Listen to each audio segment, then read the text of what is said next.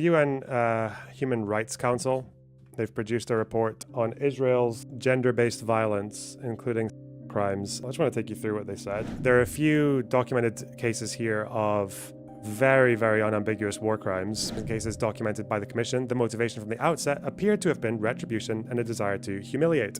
It was first of all confirmed by the military. The IDF internally investigated to find this. Then it was confirmed by Israeli doctors, and the Israeli Supreme Court has ruled towards it as well. Like, this is not disputed. Well, the only people who have that information are the IDF and Hamas. The IDF is very, very reluctant to share information with the UN because they don't trust them, and Hamas deliberately tells their population to not tell anyone. And given that Hamas are not very nice to people who cross them, to put it lightly, like they shoot people in the legs and or just you, you're probably going to do what they tell you.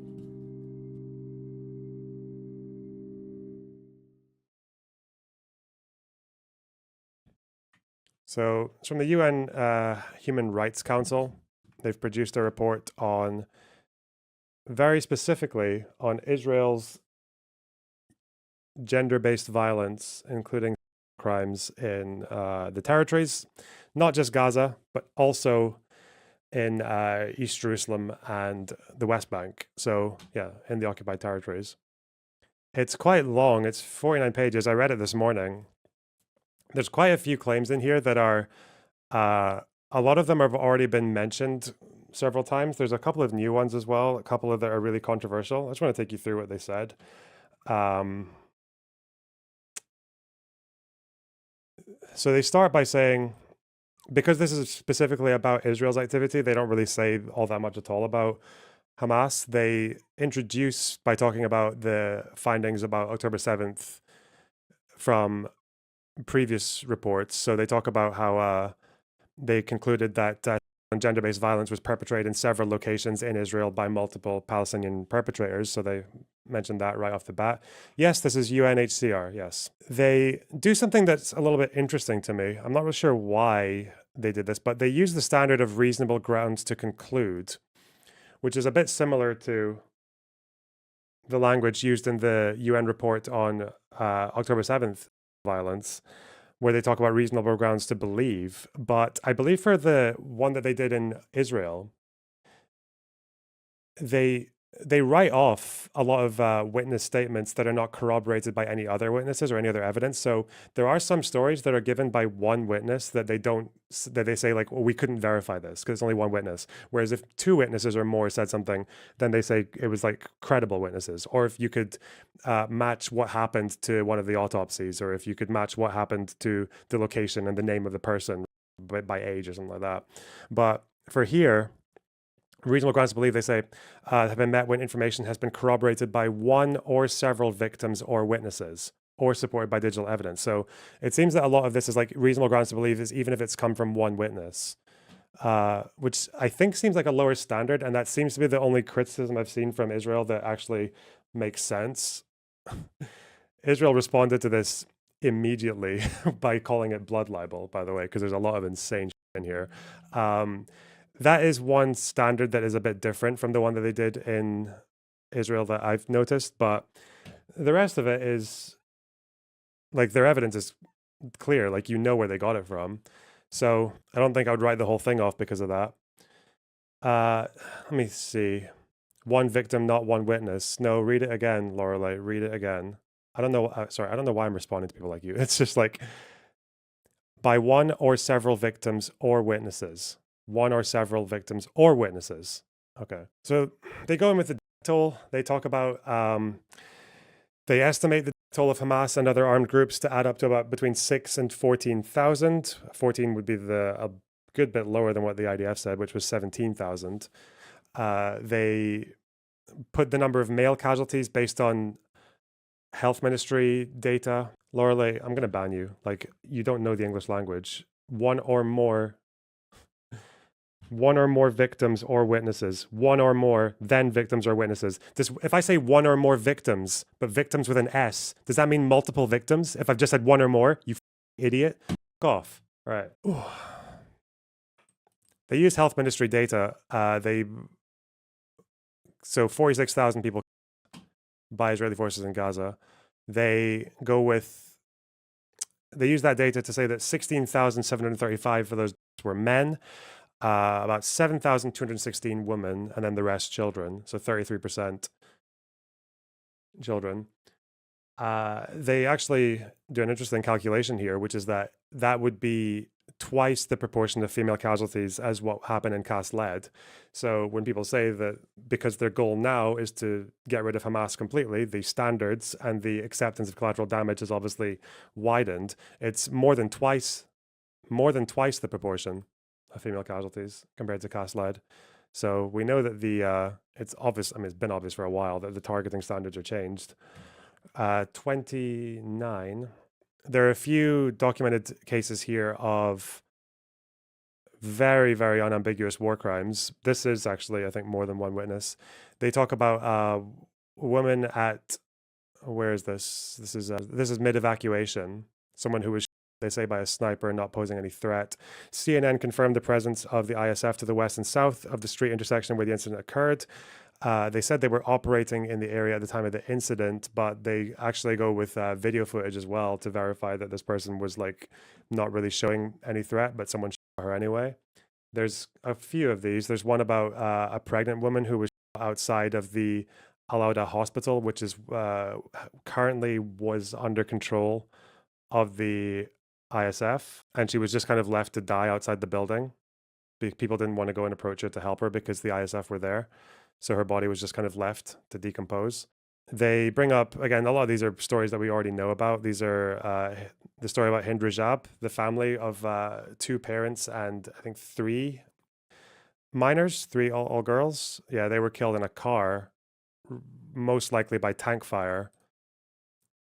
Again, in an area where it didn't really seem like there was any reason to believe they were a threat. This is on January 29th, it's really early on. People talk about Hind Rajab a lot. She was like a very symbolic figure of the war, but just because like it's a very clear example of someone not posing any threat and the IDF not having any good explanation and her getting like killed in a car with a bunch of other people at the age of 5.5. Yeah. By tank fire, was it the main cannon or the machine gun? I think, I mean, don't they have a picture of the car? It looks like it would have been hit by the cannon. It looks like a lot of damage, but I don't know. In any case, this was very early in the morning that this happened as well. Hind Rajab was alive until at least 7 o'clock in the evening that day. They claimed it was 600 rounds. So it would have been the machine gun, right? Yeah. So they give you a list, and it's specifically talking about women and girls here, of just like what looks like pretty clear war crimes against people who were not posing any threat. They go through examples of people saying absolutely insane. This guy, a Channel 14 guy, Eliyahu Yossian on Channel 14, saying that Israel should level the ground in Gaza, that the woman is an enemy, the baby is an enemy, the pregnant woman is an enemy. Like, this channel is absolutely... People said this is like Fox News. Mate, it's not like Fox News. This is like your Trump media of Israel. They go down to talk about a lot of the implications of reproductive health care and the fighting that happens along hospitals and different institutions and how that affects pregnant women. I think they say at one point, I don't know how many, they say something about 60,000 maternity patients throughout since October 7th having to be in Gaza without adequate monitoring or healthcare. I think estimates of how many babies have been born in Gaza since October 7th ranges between 20, 30, and 40,000. Maybe 50,000, but it depends because like so many of these reports just kind of stop at a certain area. So you've just got different institutions at different dates. He's extreme even for right wingers. Yeah, I know. They talk about people having to go through cesarean sections without adequate pain relief. Someone having a cesarean section and then also having to share a bed with another woman before getting discharged after she'd given birth. Section 49, the commission interviewed an obstetrician who spoke about deaths of pregnant patients he had treated, whom he referred to as indirect victims of war. Several of these deaths were due to the lack of adequate medication and treatment. He also highlighted that many of his pre- and postnatal patients were malnourished or weakened by diseases and infections. In one case, a pregnant woman in her early 30s died in Emirati hospital in Rafah due to an infection. Septicemia? Does that mean she was septic? Is that the same thing? Following complicated cesarean sections. Also spoke about another pregnant woman he treated at a European hospital. The woman who was diabetic died to a lack of adequate medication and treatment. So there are quite a lot of these unsafe deliveries. They also go into quite a lot of detail about how difficult it is to rear a child when there's septicemia. Oh yeah, of course, septicemia. Yeah, they go into quite a lot of detail about how difficult it is to raise a child and like feed them adequately when there's not enough aid and food and clean water or anything else. Yeah, 60,000 maternity patients who have not been adequately monitored and cared for. It's quite a lot. They report a 300% increase in miscarriages. I think when people talk about war and like how bad it is, whether it's in Ukraine or Myanmar or anywhere else, like, well, Myanmar's like a lot worse than just a war. But when people talk about these things, it's like there's so like every single detail of human life is just like massively, massively like hammered. It's really like 300% increase in miscarriages. Like you would never even think to record that or go and like find out what's actually happened there with regards to like that particular detail. But yeah. They talk about the effects of malnutrition on child rearing, especially like breastfeeding. Several women told the commission they had been unable to continue producing breast milk due to lack of food and psychological effect of military operations in siege. Also confirmed by medical professionals. Body unable to produce milk due to stress. Lack of access to fresh food leading to substantial weight loss. Other women said that she no longer produced breast milk due to stress and anxiety brought by the hostilities. They talk about flagrant soldier violations. They go into, where's number 86? This is an insane one. They talk about Israeli soldiers going to a women's center in the middle of Gaza City, and people graffitiing in Hebrew on the walls of the center that had been cleared by saying, "You sons of bitches, we came here to you and your mothers, you bitches, the dirty pussies of your prostitutes, you ugly Arab, you ugly, you sons of bitches, we burn you alive, you dogs." Yep. They talk about the West Bank as well. There's like an instance of sexual violence in Hebron that I don't know if it was, if this is the video I remember seeing on October 31st, I think it was settlers who were dressed as soldiers, and you can tell because they were in military uniform but also wearing sandals or something like that. Like, but I don't believe there's been any results or any investigation or any follow up on what happened to the perpetrators. So it seems more likely that they just got away with it. They talk about sexual violence during ground operations at checkpoints and evacuations. They offer a bit of charitability here in saying that because of all these pictures of, all those pictures of men in their like underwear, like blindfolded and hands bound behind their backs, they say, while strip searches for security justifications are not unlawful per se, in the situations and cases documented by the Commission, the motivation from the outset appeared to have been retribution and a desire to humiliate, while in other cases, if there was a security rationale, the processes were not conducted according to acceptable standards or in a dignified manner. This is based on the fact that victims were mistreated during these processes, including through physical and verbal abuse, photographing, and presence of male soldiers during searches of women, indicating this was not done for security. So again, it's like you have a right to, if you're worried about someone concealing IEDs or like a suicide bombing or something like that, and you tell them to strip before they come and surrender to you, like that's one thing, but you doesn't give you the right to like photograph them.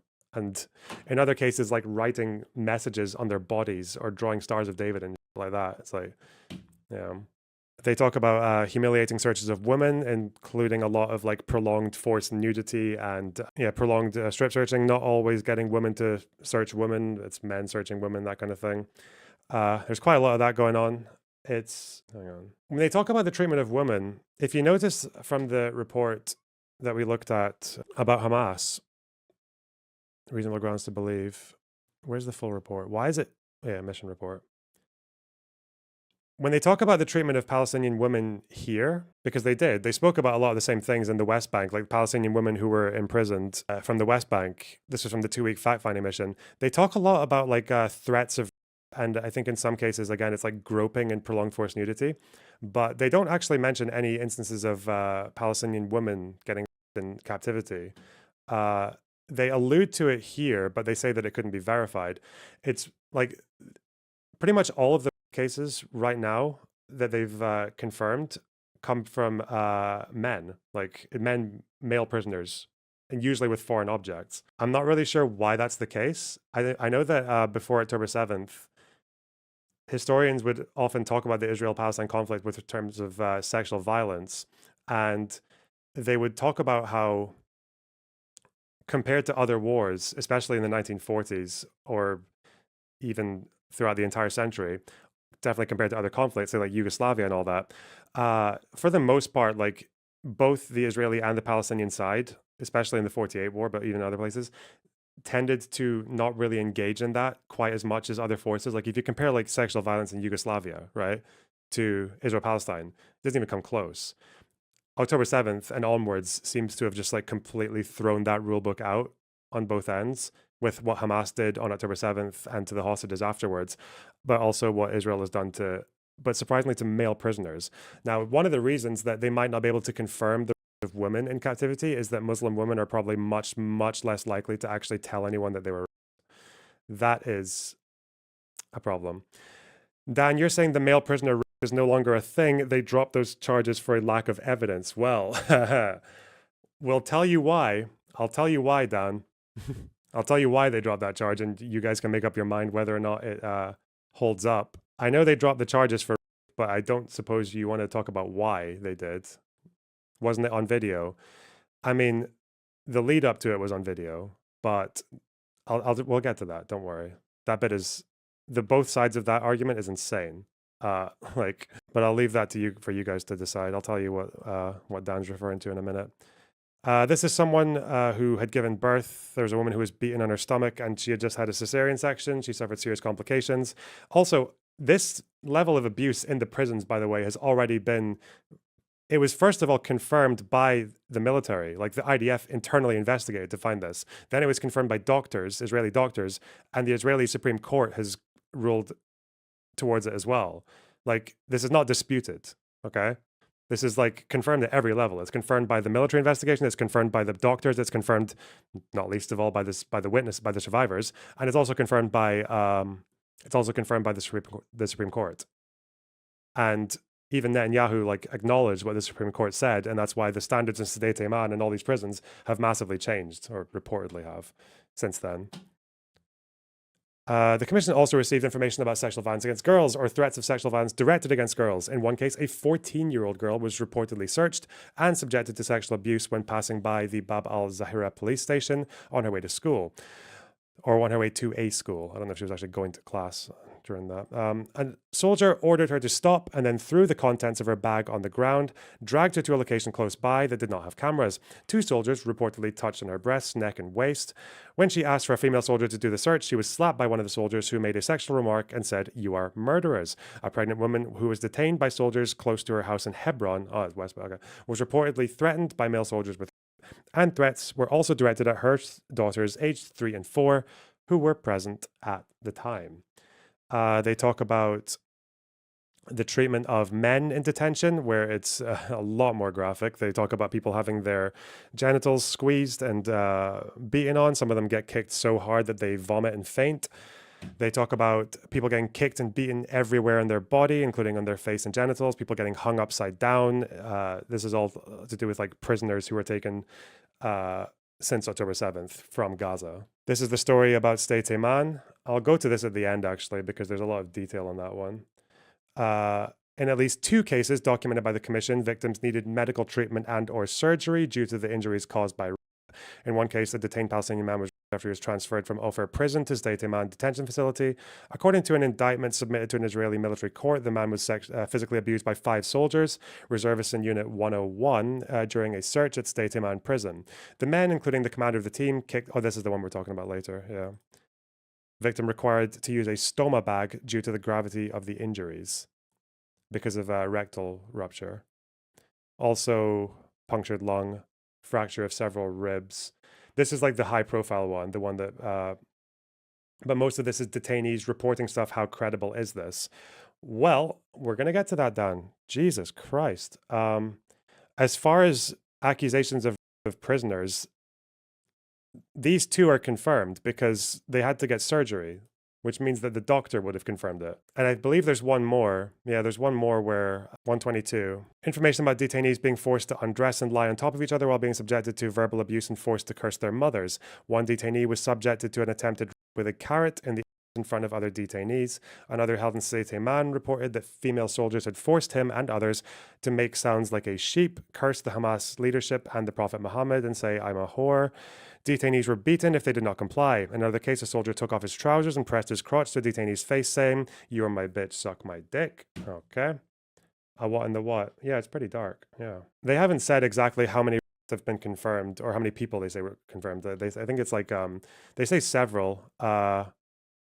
In terms of detailed cases, it seems like there were it looks like more than 5, less than 10, I think, but I haven't been counting. It's just reading through the descriptions. Also, there is one thing, and this is what I'm thinking is like, I think it's very unlikely that the number here is going to be 0, but they say the commission received reports from the Palestinian Authority and civil society organizations about the several female detainees, but was not able to verify the information. In 3 of the cases, the reportedly involved the insertion of foreign devices in the vagina or rectum of the detainees. So when they say that they couldn't verify the information, I don't know if this is because the Palestinian Authority are just like, but it's more likely that the women don't want to talk. Like, there are lots of reasons that Muslim victims wouldn't want to speak. This is all about settler violence. I mean, we speak about that a lot, so it's nothing going to be new there, apart from the one in October that we spoke about already. They talk about examples of impunity and lack of accountability. Again, we'll get to that with State Man, because there's actually just very recent news about that situation. In an illustrative example of this culture of impunity, in July 2024, 10 Israeli soldiers were arrested in a case which caused life-threatening injuries to a Palestinian detainee in the State Man detention facility.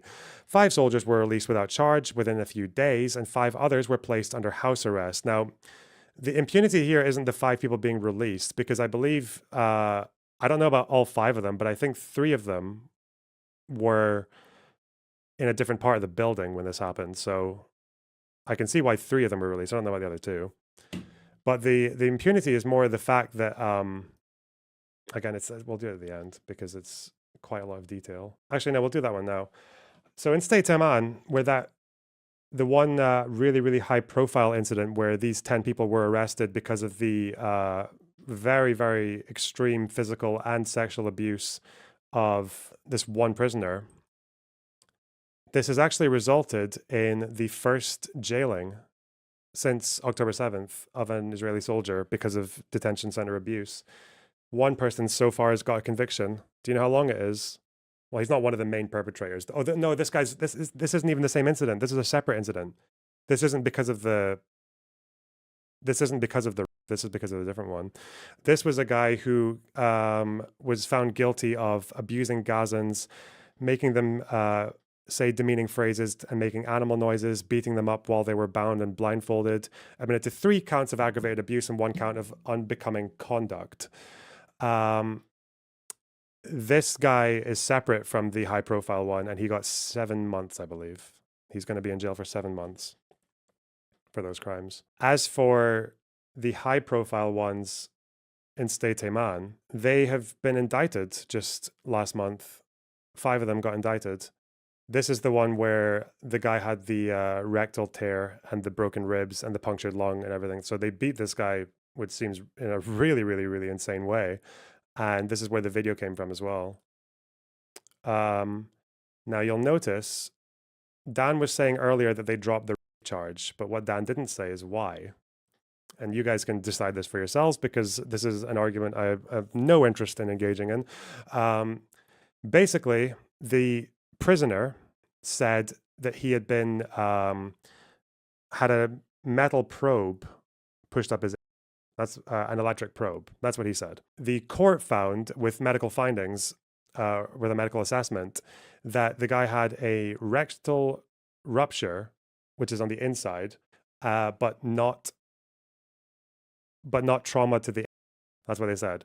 So what they've suggested, and this is actually written down, is that they say that he was stabbed in the buttock with a sharp object close to his, which caused an internal tear, which is why they changed it from, I think the crime by Israeli military court is aggravated sodomy or some and that's why they changed it to assault, because it seems to be that they stabbed him in the cheek rather than the hole. Like, so Dan, if you think that's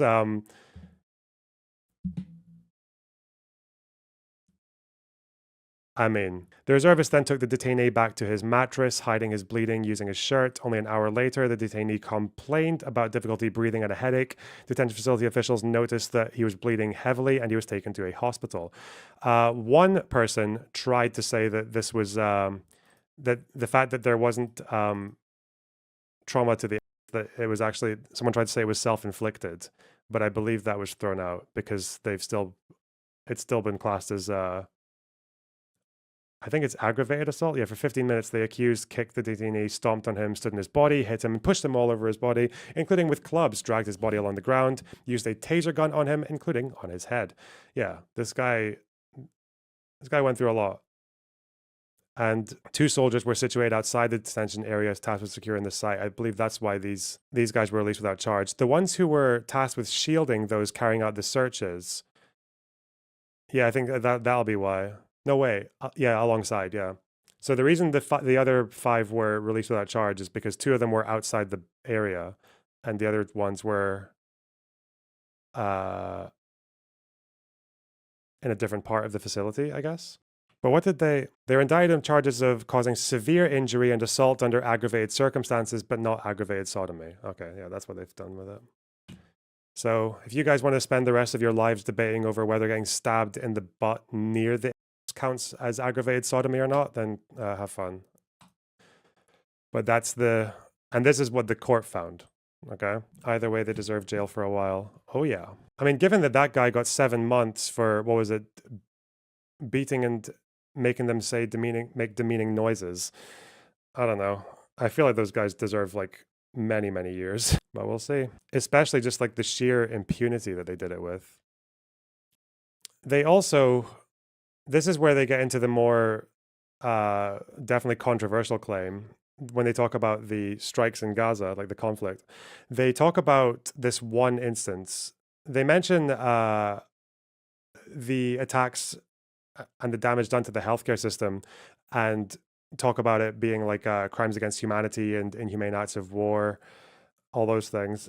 There's one specific, like very, very specific act that they have said is genocidal. They mentioned that with this one. And it was the Basma IVF Clinic, which was destroyed in April, I believe, as the main fertility center in Gaza. And it resulted in the destruction of something like 3,000 or 4,000 IVF tubes. And one single act, well, this isn't about the overall operations though, right? This is about specifically gendered violence and reproductive violence, like that kind of thing. So they say here that the ISF destroyed all of the reproductive material that was stored for the future conception of Palestinians. The commission did not find any evidence that this IVF clinic was a legitimate military target at the time that it was attacked by the ISF. The commission concludes that the destruction of the Basma IVF clinic was a measure intended to prevent births among Palestinians in Gaza, which is a genocidal act under the Rome Statute and Genocide Convention. The commission also concludes that this was done with the intent to destroy the Palestinians in Gaza as a group, in whole or in part, and that this is the only inference that could be reasonably drawn from the acts in question. So for this particular act, they've decided that it's a genocidal act for them to hit this IVF clinic.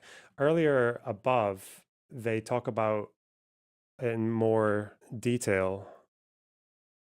What did the IDF say? I don't believe they've ever commented on this incident that I know of. 4,000 embryos, 1,000 sperm samples and unfertilized eggs. The siege and the resulting lack of supplies in liquid nitrogen, which is used to keep storage tanks cold, presented considerable challenges to the operation of the clinic and the preservation of reproductive material during the first months of the war. And then I think where do they talk about how it got destroyed? It wasn't an airstrike, it was on the ground, which is why it's more likely to have criminal intent, because airstrikes, you need to go through quite a lot of approval before doing anything. But if you're on the ground and you're a criminal, then there's a lot less in place to stop you. I think it's here. The commission has determined through visual analysis of pictures from the scene that extensive damage to the building's exterior and interior was caused by a large caliber projectile, most probably a shell fired from an ISF tank. Satellite imagery indicates that the area around the clinic was extensively damaged due to the hostilities. The center was a standalone building, clearly marked with the name of the clinic. In a statement given to American ABC News, a spokesperson for the ISF said that the ISF was not aware of the specific strike. The ISF also stated that it takes extensive measures to mitigate civilian harm and in handling objects requires special protection, that it did not deliberately target civilian infrastructure, including IVF clinics. The Commission did not find any credible information indicating that the building was used for military purposes. The Commission is not aware of any assisted reproductive services operational and available in Gaza as of January 2025. Where do they say... Have I missed out one of the paragraphs about this incident? There's something missing here. Oh, yeah. Yeah, they say that an area... So this is the thing I don't get with this part. So as far as what they've said about the prisoners and everything, and the shootings and the war crimes and the killing of Hind Rajab and all that, I see no reason why I don't believe any of that would be what they say it is, like just clear war crimes. For this one, they say that the area was damaged due to the hostilities, the area around the clinic. So when they say that, I don't know if they mean that the IDF just bombed it or people struck it like only on one side, or if they say due to the hostilities means that there was fighting on both sides. Because if there was fighting in the area, it would be a bit odd that this clinic itself wouldn't have, because that's how urban warfare works. Like people are going from one area to another. Like it's door-to-door fighting.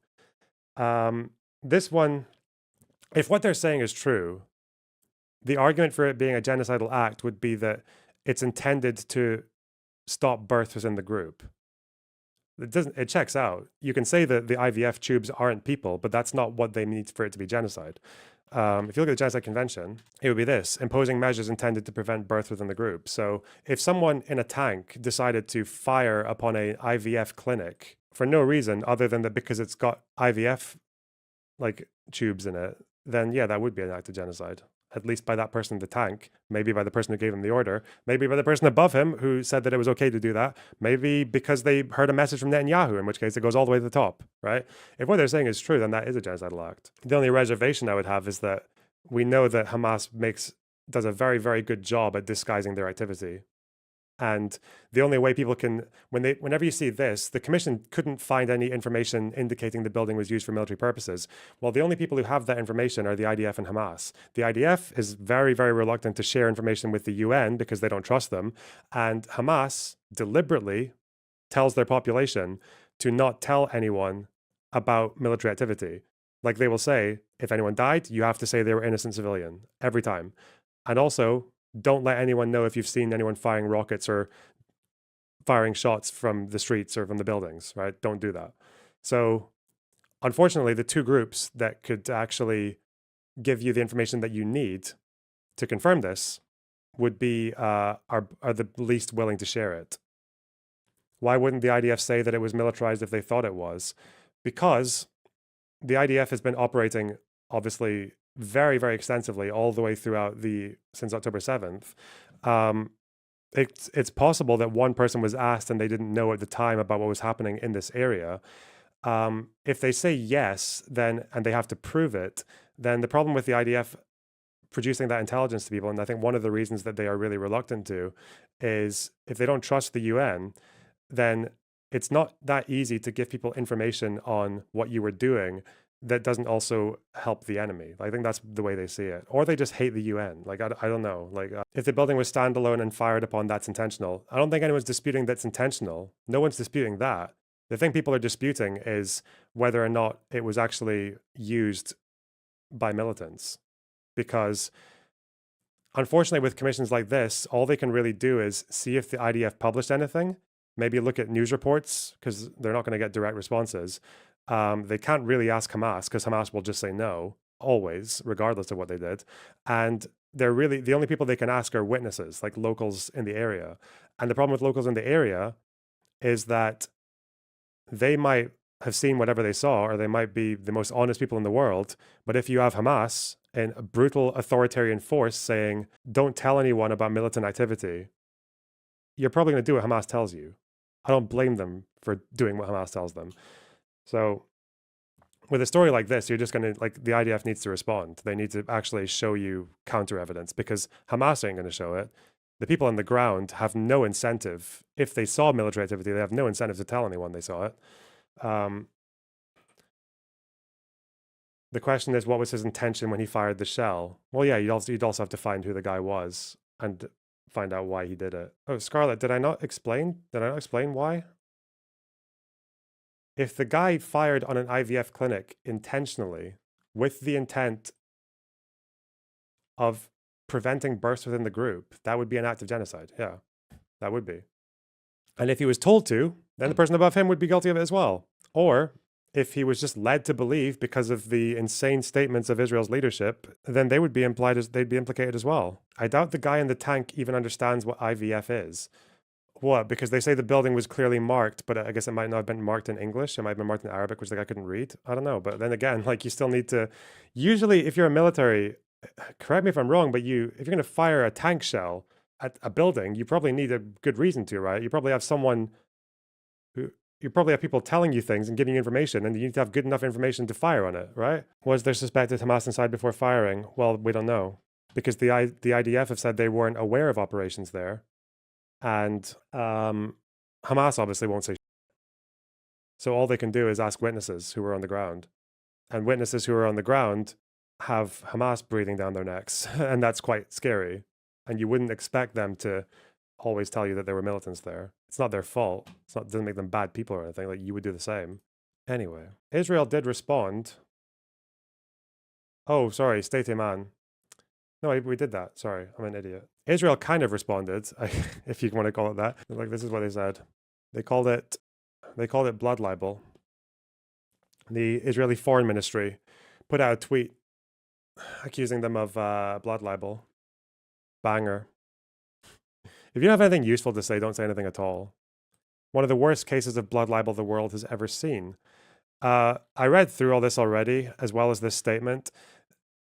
There's one legitimate critique, and it's that the standards of reasonable grounds to believe appear to be different from what the UN usually does, or especially what they did with the October 7th. But quite a lot of this information is from but that only accounts for like a percentage of the report. That only accounts for a small percentage of the report. It's not the entire thing. Like the killing of Hind Rajab, for example, that's not based on a low standard of evidence. The standard of evidence for that is fairly high for war. Bibi called it anti-Semitic. Did they address that critique? Probably not. Or not yet. This all just happened today. I just read this morning. It came out today. This was what they said. Israel categorically rejects the unfounded allegations made by the Commission of Inquiry in the latest report regarding the so-called systematic use of sexual and gender-based violence by the Israeli Defense Forces. The call instrumentalizes sexual violence to advance its predetermined and biased political agenda, setting back the important work of international institutions to combat the perpetration of these abhorrent acts as weapons of war. In a shameless attempt to incriminate the IDF and manufacture the illusion of systematic use of SGBV, they deliberately adopted a lower level of corroboration in its report, which allowed it to include information from second-hand, single, uncorroborated sources. This is inconsistent with established UN verification standards and methodologies. So what they're referring to here is that even though some of these cases come from singular witnesses, they're arguing here that other reports will take a singular witness and say something like, could not be verified. Reported instances could not be verified. That's what they're talking about, a different standard. But, you know, I think that's the one legitimate criticism that I've seen in this, but that doesn't account for everything. The replies are crazy. Average Israel-Palestine debate. In a shameless attempt to incriminate the IDF and manufacture the illusion of systematic use of SGBV, the call deliberately adopts a lower level of corroboration. Okay, we already did that. This means that Israeli forces are subject to an entirely different standard than any other actor. Any unsubstantiated information that supports the predetermined narrative is deemed credible, even if not verified. Indeed, they applied different standards in its June 2024 determinations on the use of sexual violence by Hamas on October 7th, where only corroborated information was presented. This is what they're referring to, yeah. Disposing of existing standards set forth in the OHCHR guidance and practice in the present report demonstrates the extent to which they're willing to distort reality to its desired political agenda. The same disregard for logic, fairness, and due process standards is evident in the public hearings held on March 11th, 12th. which were nothing short of a publicity stunt. Some speakers did not introduce themselves, they were asked leading questions, and the proceedings were framed to support the narrative. They had a fact-finding mission, that's why they investigated if it was militarized and concluded that it wasn't. It's not like they don't have the info. What do you mean it's not like they don't have the info, Kat? What are you talking about? You have to look at the methodology. If Hamas won't tell them, okay, and if the IDF won't show them things, and all they can go with is witnesses on the ground who have Hamas in the background saying, don't tell anyone about militant activity, then they don't have the info. They don't. I mean, they say that. They say could not find, right? Like, and I've seen this happen because I've read UN reports in the past about wars that we now know quite a bit more about. You know, at one point, UN reports said we could not find any instances of military activity in the police stations in Kasled. And then Hamas a year later was like, oh yeah, those police stations were like full of our soldiers. We had soldiers in all of those stations because they were an integrated force. So the mission could not find XYZ does not mean that XYZ is likely to not exist. That doesn't tell you. That doesn't help. Especially in these circumstances. The problem with doing reports like this on things like airstrikes and things like that, like our buildings that got hit, is that you're really doing these reports, even if you do them properly, you're kind of doing it on Hamas's terms because part of their entire strategy is to disguise their military activity. And not just to the IDF, but also to the public. The IDF has concrete directives, procedures, orders, and policies which unequivocally prohibit such misconduct, etc., etc. Okay. Welp. I didn't like that you called fetus things in the abortion discussion. That's what I was commenting about. Oh, okay. Wow. Okay. But yes, that's just come out today. So we'll see. I think it's very unlikely we're going to see any substantial response from the Israelis. I feel like that press release is as far as it goes. Am I lost to what the reproduction thing is about? It's about the, it's primarily, well, it's not even primarily, it's about the military operations around hospitals or on hospitals or in hospitals. And it's also about a tank that fired on an IVF clinic. That's what it's about. And also with the lack of food and resources affecting the ability of mothers to feed their newborns and like that. But yeah, not good. Not good, I think, with that level of because again, it's like if you're in a situation, and this works both ways. It works both ways because if you're an IDF soldier and you want to commit crimes, it's easy on your part because it's easy on your part because you can not only know that you're going to maybe more likely avoid accountability, and if you do get put in jail, it'll be for a short time, but it's also because the idea of Hamas using civilian clothes and hiding in civilian areas and all that kind of stuff, it also helps IDF people who want to commit crimes because that obscuring of who's a militant and who isn't it's beneficial to IDF criminals as well, because it just means they're more likely to get away with things because there's more plausible deniability over what their intentions were if they fire on something. Lonerbox, they said the only reasonable explanation is genocide. If there was a possibility it was militarized, then they wouldn't have said the only possible explanation is genocide. Kat, if that's what you believe, despite UN reports saying things to the contrary in the past, there's nothing I can say that would convince you. Sorry. If you think these guys, if you're going to turn your brain off in that way, it's like, what if the UN report said the only possibility is that, then that must mean the only possibility is that. Why? Are they like omnipotent? Like, are they omniscient? Why would you say that? You understand their methodology, and a lot of this is going with sparse publicly available information. And in cases like that, all they can really do is ask some witnesses on the ground. But I've already told you that Hamas tells Gazans that it's shut the f up Friday if anyone asks them about military activity. And given that Hamas are not very nice to people who cross them, to put it lightly, like they shoot people in the legs and or just execute you, you're probably going to do what they tell you. I don't know how you can have all that information going into your brain and you're still like, oh, but the UN report said that there can't be any other explanation. Your head's turned off at that point, isn't it? Surely. The head of the report is also some crazy anti-Israel person. Well, I believe that would be called a genetic fallacy. No thanks. You have to contend with the evidence and the facts as they're presented. It doesn't matter how anti-Israel they are. It doesn't matter how anti-Israel this person is. They did not it wasn't their decision to fire at Hind Rajab and those other 4 people in that car, right? They didn't do that. They just talked about it. Hind Rajab is not a sexual crime. Why mention it? Because this inquiry is on gender violence, gender-based violence. So they say. Do they actually share 100% of the evidence in their reports, or is it possible there are more sources that they can't share that help them make the conclusion it was genocidal?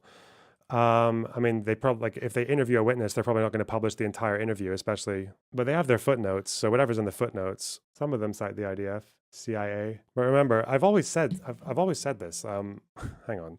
I don't ever argue for discounting UN reports entirely. Okay. I've never said that. It's just that some people act like they're gospel, and there are very good reasons to believe that they're not. And some of it's not even in the UN's control. The UN they can have the most honest, even pro-Israel, like, investigators in the world.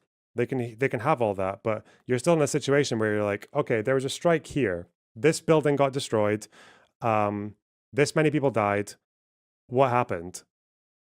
Okay, we'll ask the IDF. They're not going to say. They don't want to share their intelligence with us. Okay, shit. Well, let's ask Hamas. They're saying it was a genocidal war crime, blood-sucking, treacherous Zionist warplanes killing 200 women. Okay, that's not going to help us either. Well, do you have evidence? Do you have like body cam footage or anything like that? Or do you have any like CCTV or? Well, okay, well, we'll just ask witnesses. But then the only witnesses you can ask are people who are being very, very highly pressured to give you a skewed narrative. So do you see what I'm saying? Do you see how I'm saying that it doesn't matter how honest or dishonest the UN reporters are? It's like trying to report on that situation is very, very difficult. Like, it's very skewed just because of the way that the sides are operating. Regardless of how you want to categorize the actions committed, the general actions outlined in the report are largely unacceptable and should be condemned. Yeah, of course they are. Like, the thing about the problem is people are saying it's all like blood libel and shit like that, but you realize that these crimes that have been spoken about in the detention centers, not only is this report saying that those actions happened and were unacceptable, Israeli doctors said it as well, as did investigators in the military and the Israeli Supreme Court. It's not like the abuses of Gazan detainees is a UN narrative, right? It's like the Supreme Court said this as well. State Iman used to have, I believe, a few thousand people in it, and now it only has like a few dozen. And even Netanyahu only has made it the case that people are only ever there for a very, very short time. And apparently, I mean, I don't know if there's been any like reviews of this, but it seems that since the Supreme Court recommendations came out, that the standards have all changed as well. So that's not blood libel. You know, if you're talking about something that everyone agrees has happened, right? Okay, enough of that. Let's move on.